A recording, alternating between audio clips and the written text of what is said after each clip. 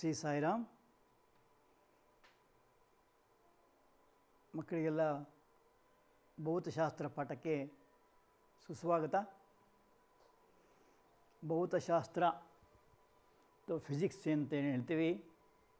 ಇದರಲ್ಲಿ ವಸ್ತುಗಳ ಭೌತ ಪರಿಮಾಣಗಳ ಬಗ್ಗೆ ನೋಡ್ತೀವಿ. ಸಾಂದ್ರತೆ, ಗಾತ್ರ, ದ್ರವ್ಯರಾಶಿ ಇತ್ಯಾದಿ. ಜೊತೆಗೆ ಚಲನೆ ಮತ್ತು ಶಕ್ತಿ ಅಂತ. ಈ ಚಲನೆ ಮತ್ತು ಶಕ್ತಿಯ ಬಗ್ಗೆ ಅಧ್ಯಯನ ಮಾಡುವಂಥ ವಿಜ್ಞಾನದ ಭಾಗಕ್ಕೆ ಭೌತಶಾಸ್ತ್ರ ಅಂತ ಹೇಳ್ತಾರೆ. ಶಕ್ತಿ, ಚಲನೆ ಬಗ್ಗೆ ನೀವು 9th ಕ್ಲಾಸಲ್ಲಿ ಈಗಾಗಲೇ ತಿಳ್ಕೊಂಡಿದ್ದೀರಾ. ಶಕ್ತಿ ಅಥವಾ ಎನರ್ಜಿ, ಈ ಶಕ್ತಿ ಎಂಬುದು ಇಡೀ ವಿಶ್ವವನ್ನು ವ್ಯಾಪಿಸಿರ್ತಕ್ಕಂಥದ್ದು. ಹಲವಾರು ರೂಪದಲ್ಲಿ ನಮಗೆ ಅದು ಪ್ರಕಟವಾಗುತ್ತೆ. ನಿಮಗೆಲ್ಲ ಗೊತ್ತಿರೋ ಹಾಗೆ ಕೆಲವು ಮುಖ್ಯವಾದ ಹೇಳೋದಾದರೆ ಉಷ್ಣಶಕ್ತಿ ಅಂತ, ಹೀಟ್ ಎನರ್ಜಿ. ಇನ್ನೊಂದು ನಾವು ಎಲ್ಲಕ್ಕೆ ನೋಡುವಂಥ ಬೆಳಕಿನ ಶಕ್ತಿ, ಉದಾಹರಣೆಗೆ ಸೂರ್ಯ. ಮೂರನೇದು ಸೂರ್ಯನ ಬರುವ ಶಕ್ತಿ, ಸೌರಶಕ್ತಿ ಅಂತಾರೆ.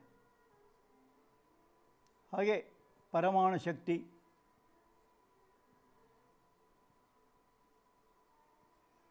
ಆಮೇಲೆ ಕಾಂತಶಕ್ತಿ. ಮುಖ್ಯವಾಗಿ ಇವಾಗ ನಾವು ಕಲಿಯುವಂಥದ್ದು ವಿದ್ಯುತ್ ಶಕ್ತಿ ಅಂತ. ಇದು ಕೂಡ ಒಂದು ಭಾಗ. ಈಗ ಹಲವಾರು ಇದೆ. ವಿದ್ಯುತ್ ಶಕ್ತಿ ಕೂಡ ಈ ಶಕ್ತಿಯ ಒಂದು ರೂಪ. ಈ ವಿದ್ಯುತ್ ಶಕ್ತಿ ಆ ಶಕ್ತಿಯ ರೂಪವನ್ನು ಅನೇಕ ರೂಪಕ್ಕೆ ಬದಲಾಯಿಸ್ಬೋದು. ನಾನು ನಿಮಗೆ ಅದ್ರ ಬಗ್ಗೆ ಹೇಳಬೇಕಾಗಿಲ್ಲ. ಅದರ ಉಪಯೋಗ ಎಷ್ಟು ಅಂತ ಹೇಳಿದ್ರೆ, ಮನೆಯಲ್ಲಿ ಪ್ರತಿಯೊಬ್ಬರ ಮನೆಯಲ್ಲಿ ಕೂಡ ವಿದ್ಯುತ್ ಶಕ್ತಿ ಎಂಬುದು ಉಪಯೋಗ ಇದೆ. ಅದನ್ನು ಉಷ್ಣ ಶಕ್ತಿಯಾಗಿ ಬಳಸ್ತೀವಿ. ಹೀಟರು, ಕಾಯಿಲು ಇವೆಲ್ಲ ನೋಡ್ತೀವಿ, ಉಷ್ಣ ಶಕ್ತಿಯಾಗಿ ಬಳಸೋದು. ಅದನ್ನು ಬೆಳಕಿನ ಶಕ್ತಿಯಾಗಿ ಉಪಯೋಗಿಸ್ತೇವೆ. ಟ್ಯೂಬ್ಲೈಟ್ಗಳು, ಬಲ್ಬ್ಗಳು ಎಲ್ಲ ಬರುತ್ತೆ. ಆಮೇಲೆ ಕಂಪ್ಯೂಟ್ರ್ ಬರುತ್ತೆ. ಆಮೇಲೆ ಸೌರಶಕ್ತಿಯನ್ನು ವಿದ್ಯುತ್ ಶಕ್ತಿಯ ಪರಿವರ್ತಿಸಲಿಕ್ಕೂ ಆಗುತ್ತೆ. ಪರಮಾಣು ಶಕ್ತಿಯನ್ನು ವಿದ್ಯುತ್ ಶಕ್ತಿಯ ಪರಿವರ್ತಿಸಲಿಕ್ಕಾಗುತ್ತೆ. ಸೊ ಶಕ್ತಿಯನ್ನು ಒಂದು ರೂಪದಿಂದ ಇನ್ನೊಂದು ರೂಪಕ್ಕೆ ಪರಿವರ್ತಿಸಲಿಕ್ಕಾಗುತ್ತೆ. ಸೊ ಹಾಗಾದರೆ ವಿದ್ಯುತ್ ಶಕ್ತಿ ಅಂದರೆ ಏನು, ಅದರ ರೂಪಗಳು ಯಾವುದು, ಅದರ ಬಗ್ಗೆ ಸ್ವಲ್ಪ ವಿವರವಾಗಿ ಈ ವರ್ಷ ನಾವು ತಿಳಿಯುವುದಾಗುತ್ತೆ. ಒಬ್ಬ ವಿಜ್ಞಾನಿ ಬೆಂಜಮಿನ್ ಫ್ರಾಂಕ್ಲಿನ್ ಅಂತ, ಅವನು ಒಂದು ದಿವಸ ಮಳೆಗಾಲದಲ್ಲಿ ಗಾಳಿಪಟ ಬಿಡ್ತಾ ಇದ್ದ. ಎಷ್ಟು ಜನ ಗಾಳಿಪಟ ಬಿಡಲಿಕ್ಕೆ ಬಿಡುತ್ತೆ? ಕೈಟ್. ವೆರಿ ಗುಡ್, ತುಂಬ ಜನ ಬಿಡ್ತೀರಾ. ಅದೊಂದು ಒಳ್ಳೆ ಹಾಬಿ. ಅದರಲ್ಲಿ ಈಗ ಲಾಕ್ಡೌನ್ ಆದಾಗ ಅಂತೂ ಒಳ್ಳೆ ಕೆಲಸ ಮಾಡ್ಬೋದು. ಆದ್ದರಿಂದ ಗಾಳಿಪಟ ಬಿಡುವಾಗ ಹಾಗೆ ಇವನು ಬೆಂಜಮಿನ್ ಫ್ರಾಂಕ್ಲಿನ್ ಎಂಬ ವಿಜ್ಞಾನಿ ಒಂದು ದಿವಸ ಗಾಳಿಪಟ ಬಿಡ್ತಾ ಇದ್ದ. ಅವನೇನು ಮಾಡ್ತಿದ್ದ ಅಂದರೆ, ಈಗಿನ ಥರ ದಾರ ತಗೊಂಡಿಲ್ಲ, ಅವನು ಒಂದು ತಂತಿ ತಗೊಂಡಿದ್ದ, ಸಣ್ಣ ತಂತಿ. ಆ ತಂತಿ ತಗೊಂಡು ಆ ತಂತಿ ತುದಿಗೆ ಗಾಳಿಪಟ ಕಟ್ಟಿದ್ದ. ಅದನ್ನು ಕೆಳಗಡೆ ಒಂದು ಕೀ ಬಂಚಿಗೆ ಕಟ್ಕೊಂಡು ಕೈಲಿ ಕೀ ಬಂಚ್ ಇಟ್ಕೊಂಡಿದ್ದ. ದೇವರು ಕೂಡ ನಮ್ಮೊಟ್ಟಿಗೆ ಈ ಗಾಳಿಪಟ ಬಿಡೋನಾಗಿರ್ತಾನೆ. ಶಿರಡಿ ಬಾಬಾ ಹೇಳ್ತಾರೆ, ನೀವೆಲ್ಲ ಗಾಳಿಪಟಗಳು, ನಿಮ್ಮೆಲ್ಲರ ದಾರ ನನ್ನ ಕೈಲಿದೆ ಅಂತ. ಯಾರ್ಯಾರನ್ನ ಯಾವಾಗ ಬೇಕಾಗಿ ಎಳ್ಕೊತೀನಿ, ಯಾವ್ಯಾವ ಬೇಕಾಗ ಬಿಡ್ತೀನಿ ಅಂತ ಹೇಳ್ತಾರೆ. ಸೊ ಅದರಿಂದ ನಾವೆಲ್ಲ ದೇವರ ಆಡಿಸಿರುವಂಥ ಬೊಂಬೆಗಳು. ಅವನ ಸೂತ್ರಧಾರಿ, ನಾವು ಬರೀ ಪಾತ್ರಧಾರಿಗಳಷ್ಟೇ. ಅವನು ಹೇಳಿದಾಗೆ ಹೇಳಿದಲ್ಲಿ ಹೇಳಿದ ದಿವಸ ಮಾಡುವಂಥದ್ದು. ಸೊ ಈ ಬೆಂಜಮಿನ್ ಫ್ರಾಂಕ್ಲಿನ್ ಅದೇ ಥರ ಅವನು ಗಾಳಿಪಟ ಬಿಟ್ಟು ಮಳೆಗಾಲದಲ್ಲಿ ಏನಾಯಿತು, ಆ ಒಂದು ಮಳೆ ಬರೋ ಪರಿಸ್ಥಿತಿ, ಮೋಡಗಳು ತುಂಬ ಇದ್ವು. ಆ ಮೋಡಗಳ ಮಧ್ಯೆ ಮಿಂಚು, ಫ್ಲ್ಯಾಶ್ ಬಂದಾಗ ಬರ್ತಾಯಿತ್ತು. ಆ ಮಿಂಚಿನ ಏನಾಯಿತು, ಸಡನ್ನಾಗಿ ಇವನು ಗಾಳಿಪಟಕ್ಕೆ ಅದು ತಂತಿ ಇದ್ದದ್ರಿಂದ ಅದು ಎಳ್ಕೊಂತು. ಕೂಡಲೇ ಅವನಿಗೆ ಶಾಕ್ ಹೊಡೀತು. ಅಫ್ಕೋರ್ಸ್ ಅವನು ಚಪ್ಪಲಿಗೆ ಶೂ ಎಲ್ಲ ಹಾಕಿದ್ದ, ಹಾಗಾಗಿ ಅವನಿಗೆ ಅಷ್ಟು ಇದಾಗಲಿಲ್ಲ. ಅದು ಅವನಿಗೆ ಒಂದು ಸಲ ಜುಮ್ ಅಂತ ಅನಿಸ್ತು ಕೈಗೆ. ಅದೇನಾಯಿತು, ಅವನಿಗೆ ಒಂದು ಆಶ್ಚರ್ಯ ಆಗೋಯಿತು. ಏನಾಯಿತು ಅಂದರೆ, ಆ ಮಿಂಚು ಅವನೇ ಆ ಒಂದು ಗಾಳಿಪಟಕ್ಕೆ ಬಡ್ದಿತ್ತು. ಕೂಡಲೇ ಅವನು ಆಳವಾಗಿ ಯೋಚನೆ ಮಾಡಿದ. ಸೈಂಟಿಸ್ಟ್ಗಳು ಯಾವಾಗಲೂ ಹಾಗೆ ಹೇಳಿದ್ದನ್ನು ತಕ್ಷಣ ಒಪ್ಕೊಳ್ಳೋದ. ಅವ್ರು ಯಾವಾಗಲೂ ಮುಖ್ಯವಾಗಿ 3 ಪ್ರಶ್ನೆ ಇಟ್ಕೊತಾರೆ. ಏನು, ವಾಟ್ ಅಂತಾರೆ. ಏಕೆ, ವೈ, ಹೇಗೆ, ವಾಟ್, ವೈ ಆ್ಯಂಡ್ ಹೌ. ಇದು ಸೈಂಟಿಫಿಕಲ್ ನೇಚರ್. ಯಾವುದೇ ವಿಷಯನ ಕೂಡಲೇ ಒಪ್ಕೊಳ್ಳಲ್ಲ ಅವರು.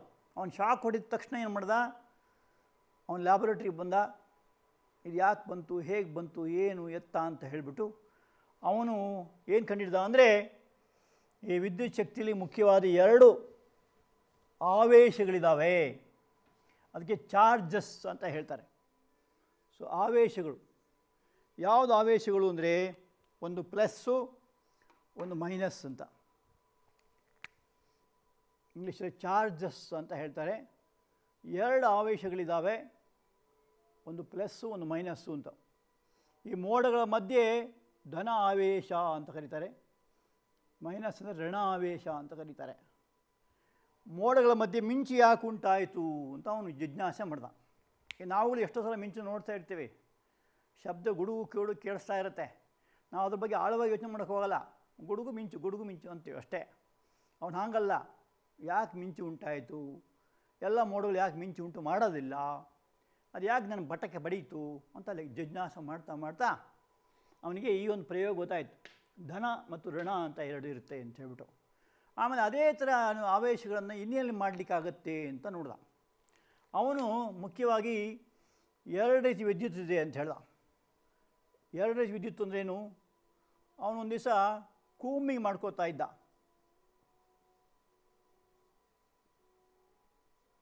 ಕೂಮ್ ಮಾಡ್ಕೋತಾ ಇರುವಾಗ ಸುಮ್ಮನೆ ಆ ಕೂಮನ್ನು ಒಂದ್ಸಲ ತಲೆಯನ್ನು ಹೀಗೆ ಕೂಮ್ ಮಾಡ್ಕೊಂಡು, ನೀವು ಬೇಕಾದ್ರೆ ಮಾಡ್ಕೋಬೋದು, ಚೆನ್ನಾಗಿ ಕೂಮ್ ಮಾಡಿಕೊಂಡು ಕೆಲವು ಪೇಪರ್ ಪೀಸ್ ಹತ್ರ ಹಿಡ್ದ. ತಕ್ಷಣ ಜಂಪ್ ಆಯಿತು. ಅರೆ, ಯಾರಿಗೆ ಜಂಪ್ ಆಗಲಿಕ್ಕೆ ಹೇಳಿದ್ದು, ಎಲ್ಲಿಂದ ಬಂತು ಈ ಜಂಪ್ ಆಗುವ ನೇಚರು ಅಂತ ಅವನು ಜಿಜ್ಞಾಸೆ ಮಾಡ್ದ. ಆವಾಗ ಗೊತ್ತಾಯ್ತು ಅವನಿಗೆ, ಈ ಥರ ವಿಶೇಷ ವಸ್ತುಗಳಿದ್ದಾವೆ, ಅವುಗಳಿಗೆ ಏನಂತಾರೆ, ಸ್ಥಾಯಿ ವಿದ್ಯುತ್ ಅಂತ ಹೇಳ್ತಾರೆ. ಸ್ಥಾಯಿ ವಿದ್ಯುತ್ ಅಂತ. ಸ್ಥಾಯಿ ಅಂದರೆ ಕಾನ್ಸ್ಟೆಂಟ್ ಆಗಿರುವುದು. ಇನ್ನೊಂದು ಹರಿಯುವಂಥ ವಿದ್ಯುತ್ ಅಂತ, ಅದಕ್ಕೆ ಚರ ವಿದ್ಯುತ್ ಅಂತ ಕರೀತಾರೆ. ಸ್ಥಾಯಿ ವಿದ್ಯುತ್ ಮತ್ತು ಚರ ವಿದ್ಯುತ್ ಅಂತ. ಉದಾಹರಣೆಗೆ ಕೂಂಬನ್ನು ಪೇಪರ್ ಪೀಸ್ ತಂದಾಗ ಎಳ್ಕೊಳ್ಳುವಂಥದ್ದು, ಅದು ಸ್ಥಾಯಿ ವಿದ್ಯುತ್. ಹಾಗೆ ಇನ್ನು ಕೆಲವು ವಸ್ತುಗಳನ್ನ ಹಿಡ್ಕೊಂಡ ಅವನು. ಉದಾಹರಣೆಗೆ ಇಬನೋಯಿಟ್ ಕಡ್ಡಿ ಅಂತಿದೆ, ಅದನ್ನು ಕೂಡ ಒಂದು ಉಣ್ಣೆ ಹತ್ತು ತಂದಾಗ ಅದು ಎಳ್ಕೊಳ್ತು. ಗಾಜಿನ ಕಡ್ಡಿ ತಂದ, ಅದನ್ನು ಸಿಲ್ಕ್ ತಂದಾಗ ಅದು ಆಕರ್ಷಣೆ ಆಯಿತು. ಈ ಥರ ಎಲ್ಲ ಒಂದೊಂದೇ ವಸ್ತುಗಳನ್ನ ಮಾಡಿಕೊಂಡು ಏನಂದರೆ 2 ರೀತಿಯ ಆವಾಸಗಳನ್ನು ಹುಡುಕಿದ. ಅದಲ್ಲದೆ ಸ್ಥಾಯಿ ವಿದ್ಯುತ್ ಮತ್ತು ಚರ ವಿದ್ಯುತ್ ಅಂತ ಹೇಳ್ದ.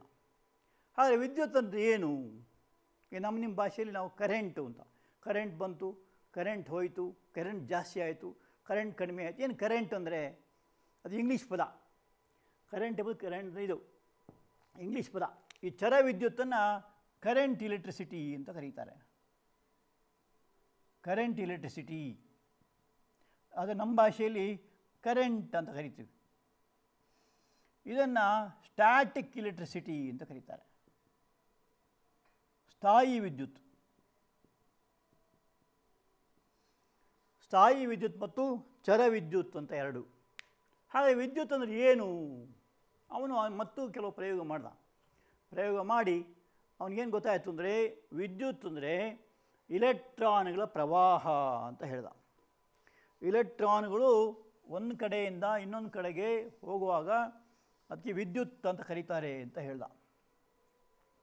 ಏನು ಇಲೆಕ್ಟ್ರಾನ್ ಅಂದರೆ, ಎಲ್ಲಿದೆ ಅದು, ನಿಮಗೆ ಈಗಾಗಲೇ ಸಣ್ಣ ಕ್ಲಾಸಲ್ಲಿ ಕಲ್ತಿದ್ದೀರ. ಪ್ರತಿಯೊಂದು ವಸ್ತುಗಳು ಕೂಡ ಪರಮಾಣುಗಳು ಎಂಬ ಚಿಕ್ಕ ಚಿಕ್ಕ ಕಣಗಳಿಂದ ಮಾಡಲ್ಪಟ್ಟಿದೆ ಅಂತ ನೀವು ಕಲ್ತಿದ್ದೀರ. ಆ ಪರಮಾಣು ಕೋಟ್ಯಾಂತರ ಇರ್ತವೆ. ಆ ಪರಮಾಣು ಒಳಗಡೆ ಒಂದು ಬೀಜ ಕೇಂದ್ರ ಅಂತ ಇರುತ್ತೆ. ಆ ಬೀಜ ಕೇಂದ್ರದಲ್ಲಿ ಒಂದು ಧನ ವಿದ್ಯುದಂಶ ಇರತಕ್ಕಂಥ ಪ್ರೋಟಾನ್ ಅಂತ ಇರುತ್ತೆ, ಅದು ಧನ ವಿದ್ಯುದಂಶ. ಹಾಗೆ ಋಣ ವಿದ್ಯುದಂಶ ಇರ್ತಕ್ಕಂಥ ಇಲೆಕ್ಟ್ರಾನು ಈ ಬೀಜ ಕೇಂದ್ರ ಸುತ್ತು ಬರ್ತಾ ಇರುತ್ತೆ. ಹಾಗೆ ನ್ಯೂಟ್ರಾನ್ ಎಂಬ ಇನ್ನೊಂದು ಕಣ, ಅದು ತಟಸ್ಥವಾಗಿರುತ್ತೆ, ವಿದ್ಯುತ್ ತಟಸ್ಥವಾಗಿರುತ್ತೆ, ನ್ಯೂಟ್ರಾನ್ ಅಂತ. ಸೊ 3 ಬಗೆಯ ಕಣಗಳಿದೆ, ಒಂದು ಪ್ರೋಟಾನ್, ಇನ್ನೊಂದು ನ್ಯೂಟ್ರಾನ್, ಇಲೆಕ್ಟ್ರಾನ್ ಅಂತ. ಈ ಪ್ರೋಟಾನ್ ಮತ್ತು ನ್ಯೂಟ್ರಾನ್ ಸೇರಿಸಿ ಬೀಜ ಕೇಂದ್ರ ಅಂತ ಕರೀತಾರೆ. ಅಥವಾ ಇಂಗ್ಲೀಷಲ್ಲಿ ನ್ಯೂಕ್ಲಿಯಸ್ ಅಂತ ಕರೀತಾರೆ. ನ್ಯೂಕ್ಲಿಯಸ್ಸು ಎಲ್ಲಿದೆ ಅಂತ ಕೇಳಿದರೆ ಪ್ರತಿಯೊಂದು ಪರಮಾಣುವಿನ ಒಳಭಾಗದಲ್ಲಿರುತ್ತೆ ನ್ಯೂಕ್ಲಿಯಸ್. ನೋಡಿ, ಈ ಇಲೆಕ್ಟ್ರಾನ್ ಏನು ಮಾಡ್ತಿರ್ತದೆ, ಸುತ್ತು ಬರ್ತಾ ಇರುತ್ತೆ. ಆ ಇಲೆಕ್ಟ್ರಾನಿಗೆ ಹೊರಗಡೆಯಿಂದ ಶಕ್ತಿ ಬಂದಾಗ ಒಂದು ಪರಮಾಣುವಿಂದ ಇನ್ನೊಂದು ಪರಮಾಣುವಿಗೆ ಅದು ವರ್ಗಾವಣೆಯಾಗುತ್ತೆ. ಅದರಲ್ಲಿ ಕೂಡ ಕವಚಗಳು ಅಂತಿದ್ದಾವೆ. ನೀವು ಕಳೆದ ವರ್ಷ ಕಲ್ತಿದ್ದೀರಾ, 1ನೇ ಕವಚ 2ನೇ ಕವಚ, ಈ ಕವಚಗಳಿದ್ದಾವೆ. ಆ ಕೊನೆಯ ಕವಚ ಇರತಕ್ಕ ಇಲೆಕ್ಟ್ರಾನ್ಗಳು ಒಂದು ಕಡೆಯಿಂದ ಹರಿತವೆ. ಆ ಹರಿದಾಗ ಏನಾಗುತ್ತೆ, ಅದಕ್ಕೆ ಇಲೆಕ್ಟ್ರಾನ್ ಹರಿದಾಗ ಅದಕ್ಕೆ ವಿದ್ಯುತ್ ಅಂತ ಕರೀತಾರೆ. ಅದು ಕರೆಂಟ್ ಅಂತ ಇಂಗ್ಲೀಷಲ್ಲಿ ಹೇಳ್ತಾರೆ. ಸೊ ಸ್ಥಾಯಿಲಿ ಏನಾಗುತ್ತೆ, ಅದು ಆ ಇಲೆಕ್ಟ್ರಾನ್ಗಳು ಪರಮಾಣುವಿಗೆ ಅಂಟ್ಕೊಂಡೇ ಇರುತ್ತೆ, ಆಚೆ ಹೋಗಲ್ಲ. ಅದು ಸ್ಥಾಯಿ ಲಕ್ಷಣ. ಇವಾಗ ಚರ ಇಲೆಕ್ಟ್ರಾನ್ಗಳಲ್ಲಿ ಏನಾಗುತ್ತೆ, ಅದು ಚಲಿಸೇ ಶುರುವಾಗುತ್ತೆ. ಸೊ ಆದ್ದರಿಂದ ವಿದ್ಯುತ್ ಶಕ್ತಿಯನ್ನು ನಾವು ಹೇಗೆ ನೋಡ್ಬೋದು, ಎಲ್ಲೆಲ್ಲಿ ನೋಡ್ಬೋದು ಅಂತ ಕೇಳಿದರೆ, ಈಗ ನಿಮಗೆಲ್ಲ ಸಾಮಾನ್ಯ ಗೊತ್ತಿರೋದು ಬಲ್ಬ್, ಒಂದು ಸ್ವಿಚ್ ಅಂತ ಇರ್ತದೆ. ಆ ಸ್ವಿಚ್ಚನ್ನು ಆನ್ ಮಾಡ್ತೀರಾ, ಒಂದು ಸ್ವಿಚ್ ಇರುತ್ತೆ, ಇನ್ನೊಂದು ಕೋಶ ಇರುತ್ತೆ, ಸೆಲ್ಲು, ವಿದ್ಯುತ್ ಕೋಶ, ಇನ್ನೊಂದು ಬಲ್ಬ್ ಇರುತ್ತೆ, ಇನ್ನೊಂದು ತಂತಿ ಸಂಪರ್ಕ ಇರುತ್ತೆ. ನೀವು ಕೂಡ ಮಾಡ್ಬೋದು, ಎಲ್ಲ ನೀವು ಬೇಕಷ್ಟು ನೋಡಿರ್ತೀರ. ಟಾರ್ಚ್ ಎಲ್ಲರ ಮನೆ ಇರ್ತದೆ, ಆ ಟಾರ್ಚ್ ಒಳಗೆ 2 ಸೆಲ್ ಬರ್ತದೆ, ಒಂದಕ್ಕೊಂದು ಕನೆಕ್ಟ್ ಆಗಿರುತ್ತೆ. ನೀವು ಸ್ವಿಚ್ ಒತ್ತಿದ ತಕ್ಷಣ ಬೆಳಕು ಬರುತ್ತೆ ಅಂತ ನಿಮಗೆಲ್ಲ ಗೊತ್ತಿರುವಂಥದ್ದು. ಸೊ ಇಲ್ಲಿ ವಿದ್ಯುತ್ ಪ್ರವಾಹಕ್ಕೆ ಏನಂತೆ, ಈ ವಿದ್ಯುತ್ ಆವೇಶಗಳ ಪ್ರವಾಹ ದರ ಅಂತ ಕರೀತಾರೆ. ಸೊ ಇದನ್ನು ಸ್ವಿಚ್ ಏನು ಮಾಡ್ತದೆ, ಕೋಶವನ್ನು, ಬಲ್ಬನ್ನು, ತಂತಿಯನ್ನು ಸಂಪರ್ಕ ಏರ್ಪಡಿಸ್ತದೆ. ನಾವು ಸ್ವಿಚ್ಚನ್ನು ಆನ್ ಮಾಡಿದಾಗ ಬಲ್ಬ್ ಹತ್ಕೊಳ್ಳುತ್ತೆ, ಸ್ವಿಚ್ ಆಫ್ ಮಾಡಿದಾಗ ಬಲ್ಬು ಹತ್ಕೊಳ್ಳಲ್ಲ. ಈ ಥರ ಈ ಸ್ವಿಚ್ ಅಂತ ಇರ್ತಾರೆ ಇಂಗ್ಲೀಷಲ್ಲಿ. ಕನ್ನಡದಲ್ಲಿ ಅದಕ್ಕೆ ಏನ್ಬೋದು, ಬೆಣೆ ಅಂತ ಕರಿಬೋದು. ಅದು ಸಾಮಾನ್ಯ ಕನ್ನಡದಲ್ಲಿ ಹೇಳೋದಿಲ್ಲ, ಆ ಪದನ ಇಂಗ್ಲೀಷಲ್ಲೇ ಹೇಳ್ತಾರೆ. ಸೊ ಇದು ಕೋಶ ಅಂದರೆ ನಿಮ್ಮ ಭಾಷೆಯಲ್ಲಿ ಸೆಲ್ ಅಂತ ಹೇಳ್ತಾರೆ. ಸೊ ಇದನ್ನು ಕನೆಕ್ಟ್ ಮಾಡ್ತದೆ ಅಂತ ಹೇಳ್ಬಿಟ್ಟು. ಸೊ ಈ ಒಂದು ವಿದ್ಯುತ್ತು ಒಂದು ಕಡೆಯಿಂದ ಇನ್ನೊಂದು ಕಡೆ ಹರಿಯುತ್ತದೆ. ಅದಕ್ಕೇನಂತಾರೆ, ವಿದ್ಯುತ್ ಪ್ರವಾಹ ಅಂತ ಕರೀತಾರೆ.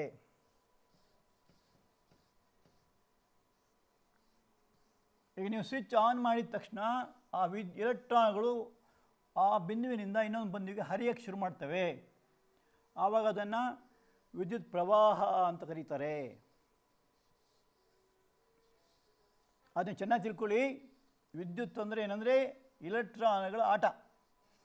ಇನ್ನೂ ಒಂದು ಸ್ವಲ್ಪ ಮುಂದುವರಿಸ್ಕೊಂಡು ಇಲೆಕ್ಟ್ರಾನಿಕ್ಸ್ ಅಂತ ಹುಡುಕಿದ್ದಾರೆ. ಇಲೆಕ್ಟ್ರಾನಿಕ್ಸ್ ಅಂದರೆ ಇನ್ನೊಂದು ಸ್ಟೆಪ್ ಮುಂದೆ. ಅದು ಇಲೆಕ್ಟ್ರಾನಿಕ್ಸ್ ಅಂದರೆ ಏನಂದರೆ ಆ ಒಂದು ನಿಯಂತ್ರಣದಲ್ಲಿರ್ತಕ್ಕಂಥ ಇಲೆಕ್ಟ್ರಾನ್ಗಳು, ಕಂಟ್ರೋಲ್ಡ್ ಇಲೆಕ್ಟ್ರಾನ್ಸ್, ಅದನ್ನು ಇಲೆಕ್ಟ್ರಾನಿಕ್ಸ್ ಅಂತ ಕರೀತಾರೆ.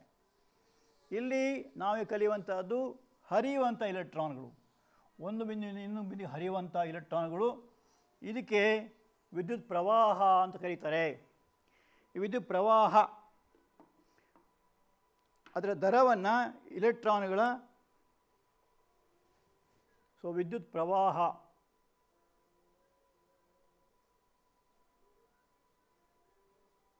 ಅಂದರೆ ಫ್ಲೋ ಆಫ್ ಇಲೆಕ್ಟ್ರಾನ್ಸ್,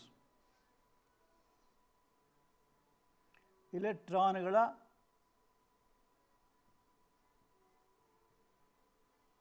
ಪ್ರವಾಹದ ದರ.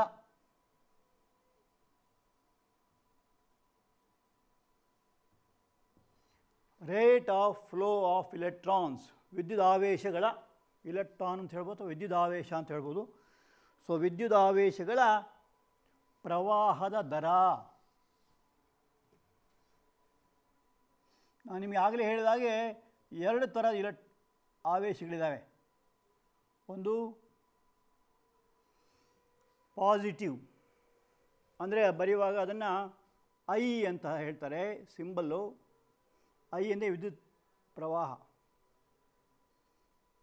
ವಿದ್ಯುತ್ ಪ್ರವಾಹ.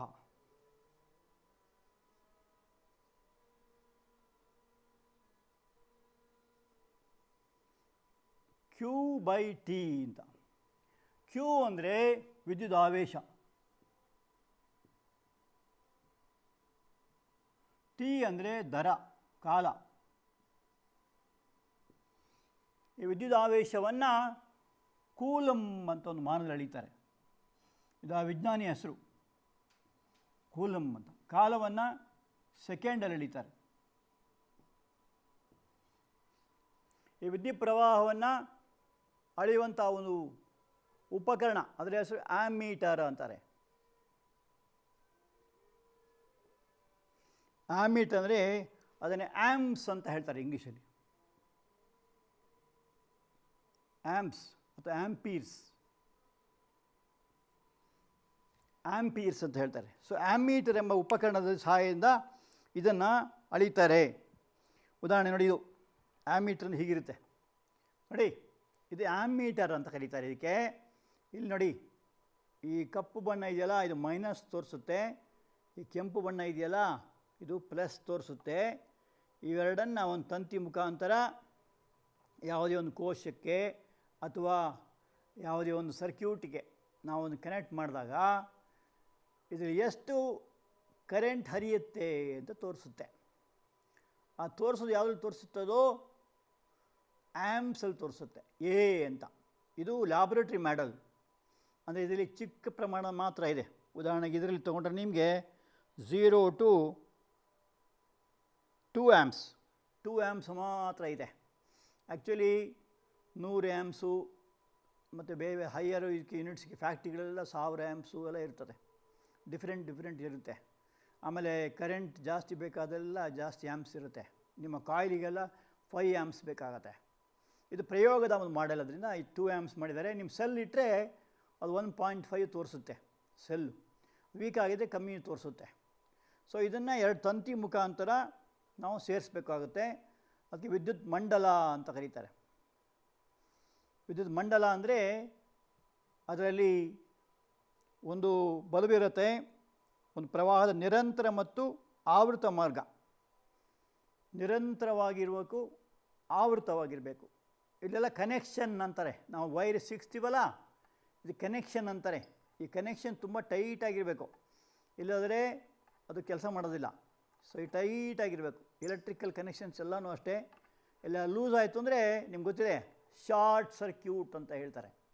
ನಿಮ್ಮಲ್ಲಿ ಹೆಚ್ಚಿನ ಅನುಭವ ಇರುತ್ತೆ, ಶಾಕ್ ಹೊಡ್ಸ್ಕೊಂಡು ಅಭ್ಯಾಸ ಇರುತ್ತೆ. ಮುಖ್ಯವಾಗಿ ಹಳ್ಳಿಯ ಮಕ್ಕಳಿಗೆಲ್ಲ ಈ ಪಂಪ್ ಸೆಟ್ಟಲ್ಲೆಲ್ಲ ನೀವು ಆನ್ ಆಫ್ ಮಾಡೋಕ್ಕೆ ಹೋಗ್ತೀರಾ, ಅಲ್ಲೆಲ್ಲ ಶಾರ್ಟ್ ಸರ್ಕ್ಯೂಟ್ ಅನುಭವ ನಿಮಗೆ ಬಂದಿರ್ತದೆ. ವಿದ್ಯುತ್ ಪ್ರವಾಹದ ಪ್ರಮಾಣ ಒಂದೇ ಇರುವುದಿಲ್ಲ, ಆವಾಗ ನಿಮಗೆ ಅದು ಶಾರ್ಟ್ ಸರ್ಕ್ಯೂಟ್ ಅಂತ ಆಗುತ್ತೆ. ಸೊ ಇಲ್ಲಿ ಇದನ್ನು ಆ್ಯಮ್ಮೀಟರ್ ಅಂತಾರೆ. ಯಾಕೆ ಇದನ್ನು ಆ್ಯಮ್ಮೀಟರ್ ಅಂತ ಕರೀತಾರೆ ಅಂದರೆ ಇದು ಆ್ಯಮ್ಸಲ್ಲಿ ಅಳೆಯುತ್ತೆ. ಆ್ಯಮ್ಸಲ್ಲಿ ಅಳೀತದೆ. ಇದೇನು ತೋರಿಸುತ್ತೆ? ವಿದ್ಯುತ್ ಪ್ರವಾಹವನ್ನು ತೋರಿಸುತ್ತೆ. ಅಂದರೆ ವಿದ್ಯುದಾವೇಶಗಳ ಪ್ರವಾಹದ ದರವನ್ನು ತೋರಿಸುತ್ತೆ. ಅಂದರೆ ಹಾಗಂದ್ರೆ ಏನರ್ಥ? ಏಕಮಾನ ಕಾಲದಲ್ಲಿ ನಿರ್ದಿಷ್ಟ ಕ್ಷೇತ್ರದ ಮೂಲಕ ಪ್ರವಹಿಸುವಂಥ ಆವೇಶ ಪ್ರಮಾಣ. ಅಂದರೆ I = Q/T ಅಂತ ಹೇಳ್ತಾರೆ. Q/T. Q ಅಂದರೆ ಆವೇಶ, T ಅಂದರೆ ಕಾಲ.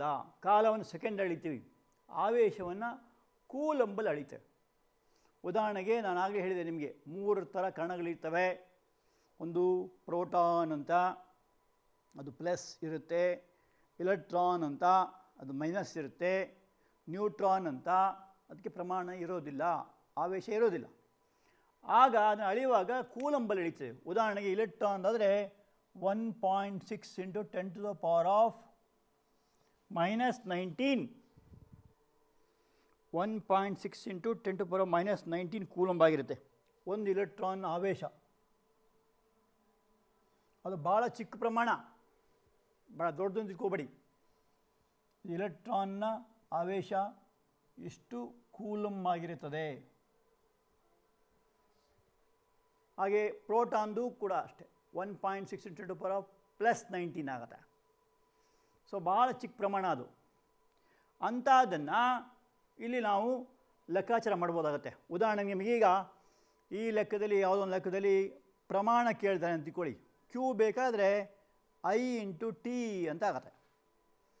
ಅಥವಾ ಸೊ ದಿಸ್ ಮೀನ್ಸ್ T ಬೇಕಾದರೆ ಏನಾಗುತ್ತೆ? Q/I ಅಂತ ಆಗುತ್ತೆ. ನೋಡಿ, ಫಿಸಿಕ್ಸ್ನಲ್ಲಿ ಈ ಚಿಹ್ನೆಗಳೆಲ್ಲ ಬಹಳ ಇಂಪಾರ್ಟೆಂಟು. ಮತ್ತು ಒಂದು ಸಲ ಉಪಯೋಗಿಸಿದ್ದನ್ನು ಮತ್ತೆ ಉಪಯೋಗಿಸುವುದಿಲ್ಲ. ಐ ಅಂದರೆ ಎಲ್ಲಿ ಹೋದರೂ ಅದು ಕರೆಂಟನ್ನೇ ತೋರಿಸುತ್ತೆ. ಕ್ಯೂ ಅಂದರೆ ಆವೇಶನೇ ತೋರಿಸುತ್ತೆ, ಚಾರ್ಜಸ್. ಟಿ ಅಂದರೆ ಕಾಲನೇ ತೋರಿಸುತ್ತೆ. ಸೊ ಇಲ್ಲಿ ಇದನ್ನು ನಾವು ಆ್ಯಂಪೀರ್ಲಿ ಅಳಿತೀವಿ. ಇದರ ಅಳೆಯುವ ಮಾನ ಆ್ಯಂಪಿಯರ್ ಅಂತ ಕರೀತಾರೆ. 1 ಆ್ಯಂಪಿಯರ್ ಅಂದರೆ ಏನರ್ಥ? 1 ಕೂಲಂಬ್ ಆವೇಶವು 1 ಸೆಕೆಂಡಲ್ಲಿ 1 ಆ್ಯಂಪಿಯರ್ ಅಂದರೆ 1 ಕೂಲಂಬ್ ಆವೇಶವು 1 ಸೆಕೆಂಡಲ್ಲಿ ಹರಿಯುವ ಪ್ರಮಾಣ. 6.25 × 10⁻18 ಅಷ್ಟು ಇಲೆಕ್ಟ್ರಾನ್ ಇರುತ್ತೆ. ಹೇಗೆ ಬಂತು ಅಂತ ನೀವು ಕೇಳ್ಬೋದು. ಇದರ ಅರ್ಥ ಏನಂದರೆ 1/1.6 × 10⁻−19 ಮಾಡಬೇಕು. ಆವಾಗ ಅದರ ಬೆಲೆ ಎಷ್ಟು ಬರುತ್ತೆ? 6.25 × 10⁸ ಇಲೆಕ್ಟ್ರಾನ್ಸ್ ಅಂತ ಬರುತ್ತೆ.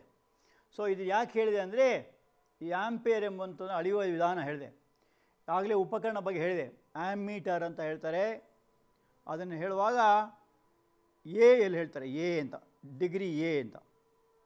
ಆ್ಯಂಪ್ಸ್, ಆ್ಯಂಪೀರ್ಸ್ ಅಂದರೆ ಎ. ಸಾಮಾನ್ಯ ಇಂಗ್ಲೀಷಲ್ಲಿ ಹೇಳ್ತಾರೆ ಅದನ್ನ. ಹೌದು, ಇದನ್ನು ಎ ಅಂತ ಹೇಳ್ತಾರೆ. 5A, 2A, 0.5A ಹಿಂಗೆಲ್ಲ ಎ ಅಂತ ಬರೀತಾರೆ. ಇನ್ನು ಅದಕ್ಕೆ ಚಿಕ್ಕ ಮಾನಗಳು ಇದ್ದಾವೆ. ಉದಾಹರಣೆಗೆ ಮಿಲಿ ಆ್ಯಮ್ಸ್ ಅಂತ ಇರುತ್ತೆ, ಮೈಕ್ರೋ ಆ್ಯಮ್ಸ್ ಅಂತ. ಮಿಲಿ ಆ್ಯಮ್ಸ್ ಬರೆಯುವಾಗ MA ಅಂತ ಬರೀತಾರೆ. MA ಅಂದರೆ ಮಿಲಿ ಆ್ಯಮ್ಸ್ ಅಂತ ಅರ್ಥ.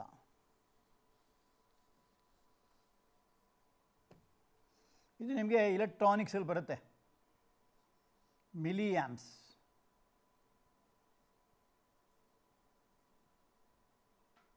ಭಾಳ ಚಿಕ್ಕ ಚಿಕ್ಕ ಸರ್ಕ್ಯೂಟ್ಗಳೇ ಬೇಕಾಗುತ್ತೆ.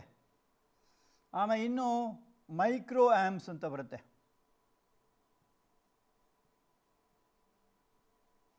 Micro amperes. ಮಿಲಿ ಆ್ಯಮ್ಸಲ್ಲಿ ಅದು ಆ್ಯಮ್ಸ್ನ 10⁻³ ಅಷ್ಟು ಚಿಕ್ಕದಿರುತ್ತೆ. ಇದು 10⁻⁻6. ಯಾಕೆ ಅಷ್ಟು ಚಿಕ್ಕದೆಲ್ಲ ಬೇಕಾಗುತ್ತೆ ನೀವು ಕೇಳ್ಬೋದು. ಇವತ್ತು ಇಲೆಕ್ಟ್ರಾನಿಕ್ ಜಗತ್ತು ಏನಿದೆ, ಈ ಸೌಂಡ್ ಇಫೆಕ್ಟು, ಲೈಟ್ ಇಫೆಕ್ಟು, ಈ ಮೂವಿಂಗ್ ಇಫೆಕ್ಟು, ಈ ಕಂಪ್ಯೂಟ್ರುಗಳು, ಇಲೆಕ್ಟ್ರಾನಿಕ್ ಗ್ಯಾಜೆಟ್ಸ್ಗಳು ಎಲ್ಲವೂ ಕೂಡ ಚಿಕ್ಕ ವಸ್ತುಗಳನ್ನು ಮಾಡಲ್ಪಟ್ಟಿದೆ. ನಿಮ್ಗೆ ಗೊತ್ತಿರ್ಬೋದು, LED ಅಂತ ಹೇಳ್ತಾರೆ. LED ಮತ್ತು ನಿಮ್ಮ IC ಚಿಪ್ ಅಂತ ಬರುತ್ತೆ. ಅವೆಲ್ಲ ಭಾಳ ಚಿಕ್ಕ ಪ್ರಮಾಣದ ಕರೆಂಟ್ ಉಪಯೋಗಿಸ್ಕೊಳ್ತವೆ. ಅದೆಲ್ಲ ಮೈಕ್ರೋ ಆ್ಯಮ್ಸಲ್ಲಿ ಇರುತ್ತೆ, ಹಾಗೆ ಮಿಲಿ ಆ್ಯಮ್ಸಲ್ಲಿ ಇರುತ್ತೆ. ಅದರ ಬಗ್ಗೆ ನೀವು ಮುಂದೆ ಕರಿತೀರಾ. ಡಯೋಡು, ಟ್ರಯೋಡು ಅಂತೆಲ್ಲ ಬರುತ್ತೆ, ಟ್ರಾನ್ಸಿಸ್ಟರ್ಗಳು ಅಂತೆಲ್ಲ ಬರುತ್ತೆ. ಅದು ಇವಾಗ ಬೇಡ. ಸೊ ಈಗ ಇದ್ರ ಬಗ್ಗೆ ಒಂದು ಲೆಕ್ಕ ಮಾಡೋಣಂತೆ. ಒಂದು ತಂತಿಯ ಮೂಲಕ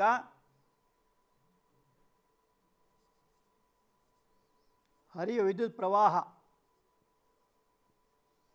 0.5 ಆ್ಯಂಪ್ಸ್ ಇರಲಿ. ಅದು ಸುಮಾರು 10 ನಿಮಿಷಗಳ ಕಾಲ ಹರಿಯುತ್ತೆ ಅಂತ ಇಟ್ಕೊಳ್ಳುವ. 1 ನಿಮಿಷಕ್ಕೆ ಎಷ್ಟು ಸೆಕೆಂಡು? 60 ಸೆಕೆಂಡು. ಸೊ 10 × 60 ಅಂದರೆ 600 ಸೆಕೆಂಡ್ ಆಗತ್ತೆ.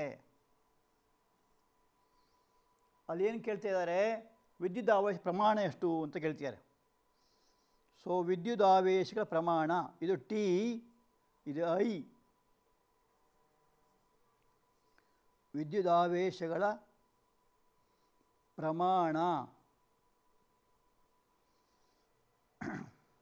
ಅದನ್ನು ಕ್ಯೂ ಅಂತ ಕರೀತಾರೆ. So Q is equal to I into T. I ಅಂದ್ರೆಷ್ಟು?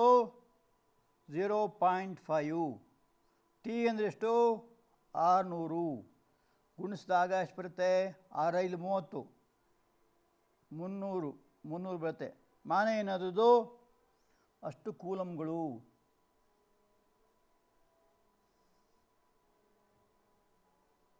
So ಈ ಥರ ಈ ಲೆಕ್ಕದಲ್ಲಿ 3 ವಿಷಯಗಳಿದ್ದಾವೆ. ಕ್ಯೂ ಅಂತ, ಐ ಅಂತ, ಟಿ ಅಂತ. ಈ 3ರಲ್ಲಿ ಯಾವುದೋ 2 ವಿಷಯ ಕೊಟ್ಟರೆ ಆಯಿತು. 3ನೇ ವಿಷಯ ಮಾಡ್ಕೊಬೋದು ಅಲ್ವಾ?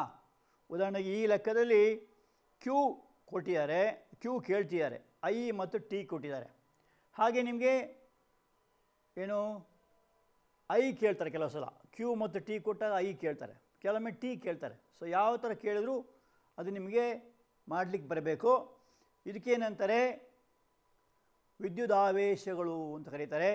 ಆ ವಿದ್ಯುದಾವೇಶ ಪ್ರವಾಹ ಏನಿದೆ ಅದಕ್ಕೆ ವಿದ್ಯುತ್ ಪ್ರವಾಹ ಅಂತ ಕರೀತಾರೆ. ಇನ್ನೊಂದು ವಿಷಯ ನಿಮಗೆ ಈಗಾಗಲೇ ಎಲ್ಲರಿಗೂ ಪರಿಚಯ ಇದೆ, ಏನಂದರೆ ವಿಭವಾಂತರ ಅಂತಾರೆ, ಪೊಟೆನ್ಷಿಯಲ್. ಇಂಥ ಲೆಕ್ಕ ಇನ್ನೊಂದು 2 ಇದೆ ನಿಮ್ಮ ಬುಕ್ಕಲ್ಲಿ, ಅದನ್ನು ನೀವು ನಾಳೆ ಬರುವ ಮಾಡ್ಕೊಂಬರ್ಬೇಕು. ಎಲೆಕ್ಟ್ರಿಕ್ ಪೊಟೆನ್ಷಿಯಲ್ ಅಥವಾ ವಿದ್ಯುತ್ ವಿಭವ ಅಂತ ಕರೀತಾರೆ. ಯಾವುದೇ ಒಂದು ವಸ್ತುವನ್ನು, ಒಂದು ಆವೇಶವನ್ನು ಅನಂತ ಬಿಂದುವಿನಿಂದ ಒಂದು ಬಿಂದುವಿಗೆ ತರಬೇಕಾದರೆ ಮಾಡಬೇಕಾದ ಕೆಲಸ, ಈ ಕೆಲಸಕ್ಕೆ ವಿದ್ಯುತ್ ವಿಭವ ಅಂತ ಕರೀತಾರೆ.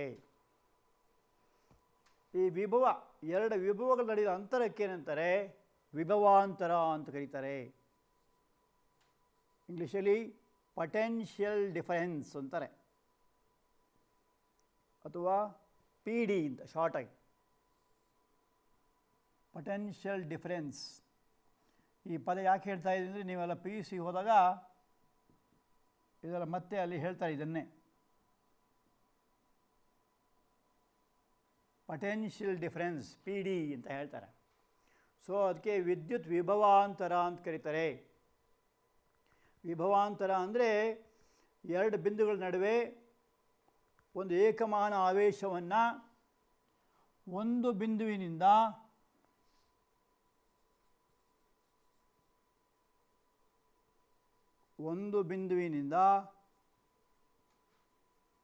ಇನ್ನೊಂದು ಬಿಂದುವಿಗೆ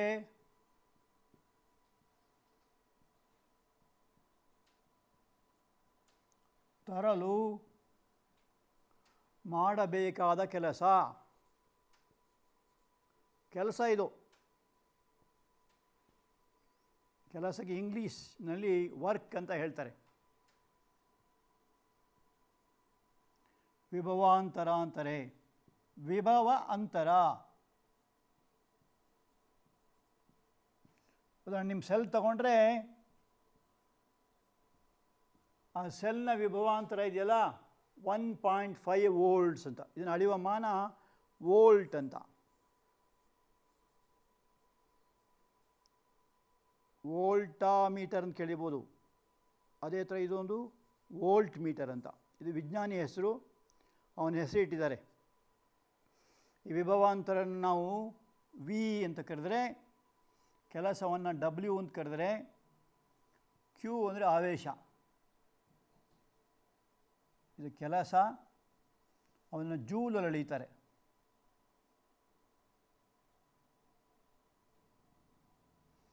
ಆವೇಶವನ್ನು ಕೂಲಂಬಲ್ಲಿ ಅಳೀತಾರೆ. ವಿಭವಾಂತರವನ್ನು ವೋಲ್ಟಲ್ಲಿ ಅಳೀತಾರೆ. ಇದು 2ನೇ ಸೂತ್ರ. ಆವಾಗ ಹೇಳಿ ನಿಮಗೆ I = Q/T, ವೋಲ್ಟಲ್ಲಿ ಅಳೀತಾರೆ. ಮಾನಗಳು ನೋಡ್ಕೊಳ್ಳಿ. ಈ ಸೂತ್ರದಲ್ಲಿ ನಿಮಗೆ W ಬೇಕಾದರೆ V × Q ಅಂತ ಆಗುತ್ತೆ, Q ಬೇಕಾದರೆ W/V ಅಂತ ಆಗುತ್ತೆ. ಈ ಥರ ಬದಲಾಯಿಸ್ಕೋಬೋದು. ಸೊ ಯಾವುದೇ ಲೆಕ್ಕ ಕೊಟ್ಟಾಗ ಏನು, ಯಾವುದು 2 ಅಂಶ ಕೊಟ್ಟಿರ್ತಾರಲ್ಲ ಅದನ್ನು ತಕ್ಕೊಂಡು 3ನೇ ಅಂಶವನ್ನು ಕಂಡುಹಿಡಿಯೋದಾಗುತ್ತೆ.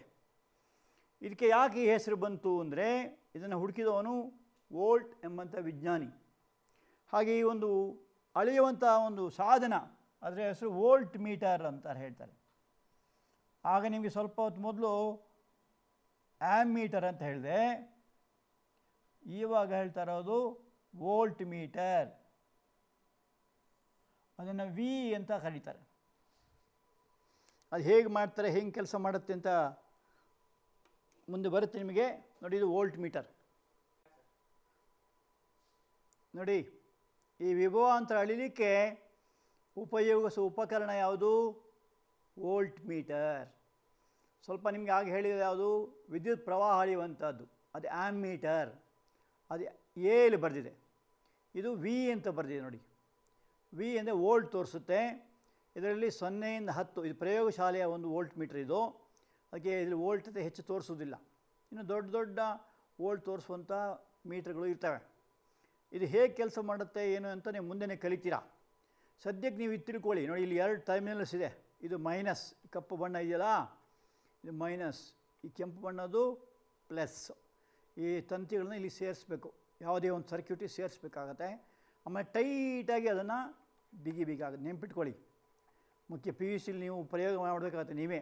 ಆವಾಗ ನಿಮಗೆ ತಿಳ್ಕೊಂಡಿರಬೇಕು, ಸರ್ಕ್ಯೂಟ್ಸ್ ಎಲ್ಲ ಟೈಟಾಗಿರಬೇಕು. ಮತ್ತು ವೋಲ್ಟ್ ಮೀಟ್ರ್ ಯಾವಾಗಲೂ ಕೂಡ ಸರ್ಕ್ಯೂಟ್ನಲ್ಲಿ ಸಮಾನಾಂತರವಾಗಿರಬೇಕು, ಪ್ಯಾರಲಲ್ ಆಗಿರಬೇಕಾಗುತ್ತೆ. ಅದ್ರ ಬಗ್ಗೆ ಮುಂದೆ ನೋಡೋಣಂತೆ. ಇವಾಗ ಈ ಉಪಕರಣ ಸಹಾಯದಿಂದ ಈ ಒಂದು ವಿಭವಾಂತರವನ್ನು ನಾವು ಅಳೆಯುವುದಾಗುತ್ತೆ. ವಿಭವಾಂತರ ಅಳೆಯುವುದಾಗುತ್ತೆ.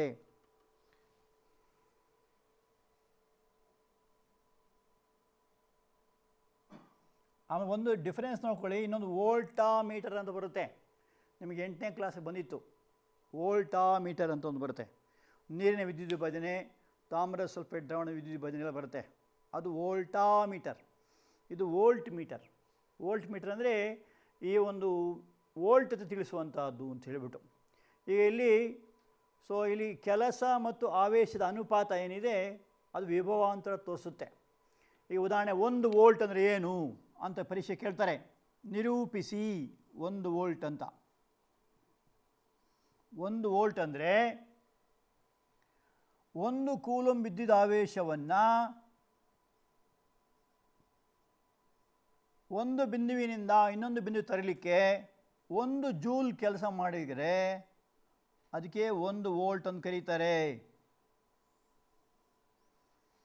1 ಕೂಲಂಬ್ ವಿದ್ಯುತ್ ಆವೇಶವನ್ನು ಒಂದು ಬಿಂದುವಿನಿಂದ ಇನ್ನೊಂದು ಬಿಂದುವಿಗೆ ತರಲಿಕ್ಕೆ 1 ಜೂಲ್ ಕೆಲಸ ಮಾಡಬೇಕಾದ್ರೆ ಆ ವಿಭವಾಂತರವನ್ನು 1 ವೋಲ್ಟ್ ಅಂತ ಕರೀತಾರೆ.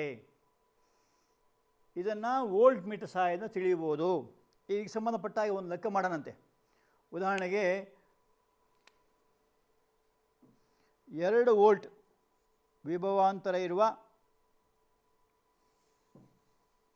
ಇದರ ವಿಭವಾಂತರ 2 ವೋಲ್ಟ್ ಇರಲಿ.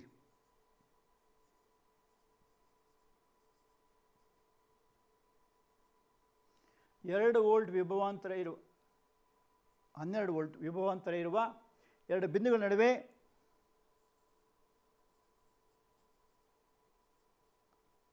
ಆವೇಶ ಪರಿಮಾಣ 2 ಕೂಲಂಬ್. ಮಾಡಬೇಕಾದ ಕೆಲಸ ಎಷ್ಟು ಅಂತ ಕೇಳಿದ್ದಾರೆ ಈ ಕ್ವಶನಲ್ಲಿ. 12 ವೋಲ್ಟ್ ವಿಭವಾಂತರ ಇರುವ 2 ಬಿಂದುಗಳ ನಡುವೆ ಒಂದು ಆವೇಶವನ್ನು 2 ಕೂಲಂಬ್ ಪ್ರಮಾಣದ ಆವೇಶವನ್ನು ಒಂದು ಕಡೆ ಇನ್ನೊಂದು ಕಡೆ ತರಲಿಕ್ಕೆ ಮಾಡಬೇಕಾದ ಕೆಲಸ ಸೂತ್ರ ಏನು? W = V × Q. ವಿ ಅಂದರೆ ಎಷ್ಟು? 12. Q ಅಂದರೆ ಎಷ್ಟು? 2. 12 24 ಜೂಲ್. 24 ಜೂಲ್ ಕೆಲಸ ಮಾಡಬೇಕಾಗುತ್ತೆ. ಸೊ ಮಾಡಬೇಕಾದ ಕೆಲಸ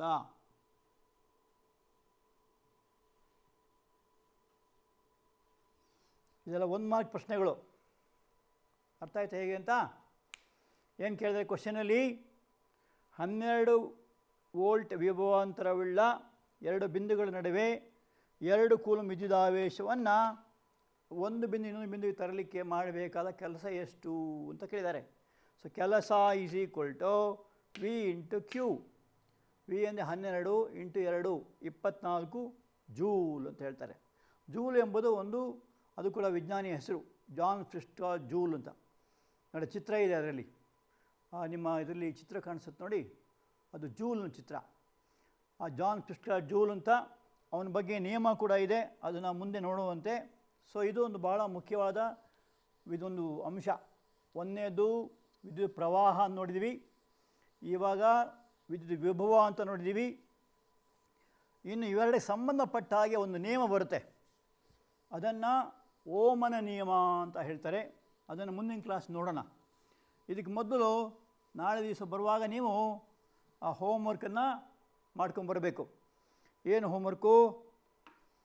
ನಿಮ್ಮ ಟೆಕ್ಸ್ಟ್ ಬುಕ್ಕಲ್ಲಿ ಅಭ್ಯಾಸ ಇದೆ ನೋಡಿ, ಆ ಅಭ್ಯಾಸಕ್ಕೆ 3 ಪ್ರಶ್ನೆ ಉತ್ತರ ಬರ್ಕೊಂಬನ್ನಿ. Page number 118ರಲ್ಲಿದೆ. ವಿದ್ಯುತ್ ಮಂಡಲ ಅರ್ಥ ಏನು, ವಿದ್ಯುತ್ ಪ್ರವಾಹದ ಏಕಮಾನ ಯಾವುದು, ಕೂಲಂಬ್ ಆವೇಶವನ್ನು ರೂಪಿಸಿ ಇಲೆಕ್ಟ್ರಾನ್ ಸಂಖ್ಯೆಯನ್ನು ಲೆಕ್ಕ ಮಾಡಿರಿ ಅಂತ ಇದೆ. ಆ 3 ಲೆಕ್ಕ. ಆಮೇಲೆ ಪೇಜ್ ನಂಬರ್ 120ರಲ್ಲಿ 3 ಸಣ್ಣ ಸಣ್ಣ ಪ್ರಶ್ನೆಗಳು ಕೇಳಿದ್ದಾರೆ. ಆ 3 ಪ್ರಶ್ನೆಗಳಿಗೆ ನೀವು ನಾಳೆ ಬರುವಾಗ 6 ಪ್ರಶ್ನೆಗಳಿಗೆ ನಾಳೆ ಬರುವಾಗ ಉತ್ತರ ಮಾಡ್ಕೊಂಬರ್ಬೇಕು. ಈಗ ಮುಂದಿನ ಕ್ಲಾಸಲ್ಲಿ ಈ ವಿಭವಾಂತರ ಮತ್ತು ವಿದ್ಯುತ್ ಪ್ರವಾಹ ಇವರ ಸಂಬಂಧದ ಒಂದು ನಿಯಮ ಇದೆ, ಭಾಳ ಜಗತ್ಪ್ರಸಿದ್ಧವಾದ ನಿಯಮ. ಅದನ್ನು ಓಮನ ನಿಯಮ ಅಂತ ಹೇಳ್ತಾರೆ. ಅದೇನು ಅಂತ ಮುಂದಿನ ಕ್ಲಾಸಲ್ಲಿ ನೋಡೋಣಂತೆ. ಸೊ ಇದಿಷ್ಟನ್ನು ನೀವು ಓದ್ಕೊಂಡು ತಯಾರು ಮಾಡ್ಕೊಂಬನ್ನಿ. ಅದಕ್ಕೆ ಸಂಬಂಧಪಟ್ಟ ಹಾಗೆ ಮಾನಗಳು, ಸೂತ್ರಗಳು ಕರೆಕ್ಟಾಗಿ ಕಲ್ತ್ಕೊಂಬನ್ನಿ. ಮತ್ತು ಅಲ್ಲಿ ಇರುವಂಥ ಪ್ರಶ್ನೆಗಳಿಗೆ ಉತ್ತರವನ್ನು ಕಲ್ತ್ಕೊಂಬನ್ನಿ. ಓಕೆನಾ? ಮಾಡ್ಕೊಂಬರ್ತೀರಾ? ಎಸ್. ಇನ್ನೇನು ಡೌಟ್ ಇದ್ದರೆ ಮತ್ತೆ ಏನಾದ್ರು ಕೇಳಿ ಇದ್ದರೆ ನೆಕ್ಸ್ಟ್ ಕ್ಲಾಸಲ್ಲಿ ಆ ಡೌಟಿಗೆಲ್ಲ